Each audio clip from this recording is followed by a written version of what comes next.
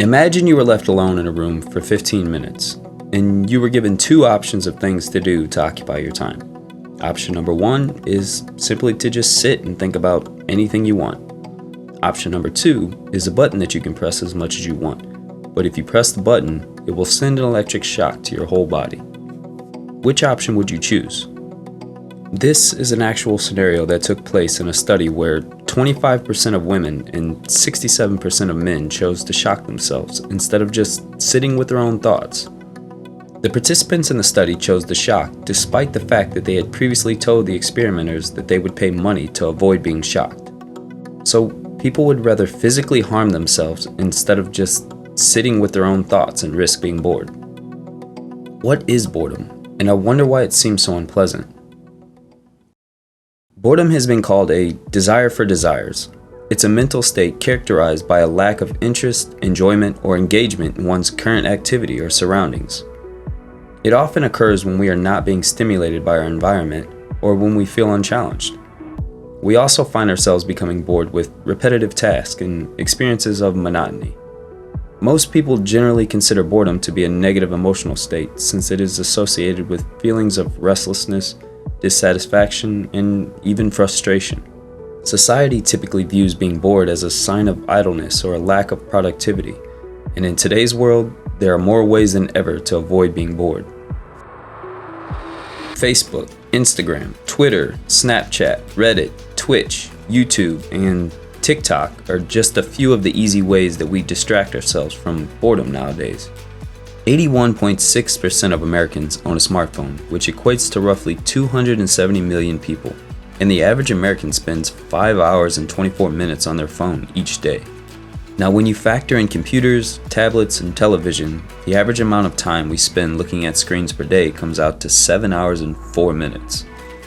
Modern society has become increasingly fast-paced and technologically driven, leading to a constant barrage of stimuli. It seems to have become such a normal part of our lives and feels harmless, but I wonder if this avoidance of boredom could be affecting our potential for creativity and growth. Overstimulation has been linked to changes in cognitive functions, and studies have shown that prolonged exposure to screens can alter the way that the brain processes information, making it more difficult for individuals to focus, remember, and retain information.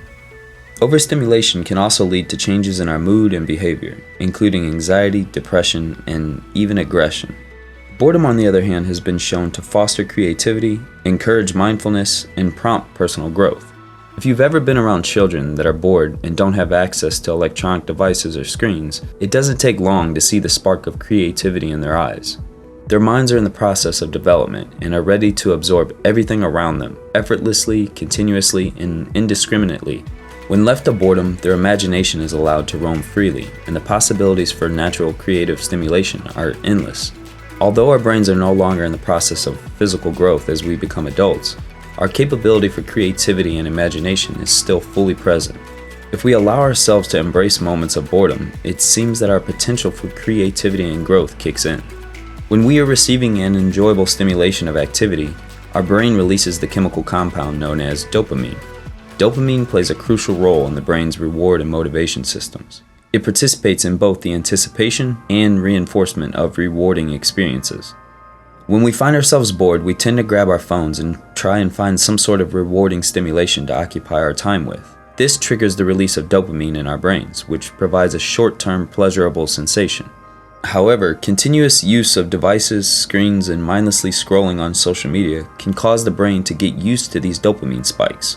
As a result, it adjusts to this higher baseline of dopamine release and develops a reduced sensitivity to rewards over time. This may lead to habituation, where the brain requires more extreme or frequent stimuli to achieve the same dopamine rush, which can potentially lead to addiction-like behavior, reduced attention span, and a diminished ability to receive pleasure from everyday activities.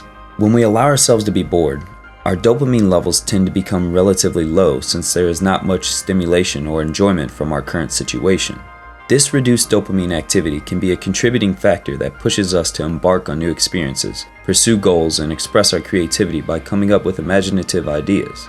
Boredom can encourage daydreaming and mind-wandering, allowing the brain to explore and process information. And studies have shown the adaptive value of boredom, leading individuals to engage in useful and creative tasks. In an experimental setting, participants exposed to a boring task, like watching videos of someone painting a wall, performed better on tasks requiring divergent thinking. Similarly, participants who were made to feel bored in another study showed increased memory recall of their goals, indicating that boredom can promote goal-oriented behavior. I wonder if there's a balance required when it comes to exposure to stimulation. It seems that if we allow our brains to have space for boredom and take regular breaks from the constant consumption of the social media-driven culture that has latched onto the world, we can increase our mindfulness and allow for the opportunity to focus on the present moment. This can play a vital role in our personal development by stimulating self-reflection and motivating us to reassess our goals and aspirations. I wonder how much stimulation we allow into our lives that actually adds value and growth to our life. If we prioritize the meaningful over the mindless, could we possibly unlock a more fulfilling existence? The next time you find yourself reaching for your phone when you're bored, stop and think for a second. Take a deep breath and try to think of the feelings you get when you spend time with the people you love. Picture yourself pursuing your passions in life and think of the joy it brings you. Close your eyes and think of your favorite places outside in nature that make you feel happy. Allow your mind to wander and connect with yourself.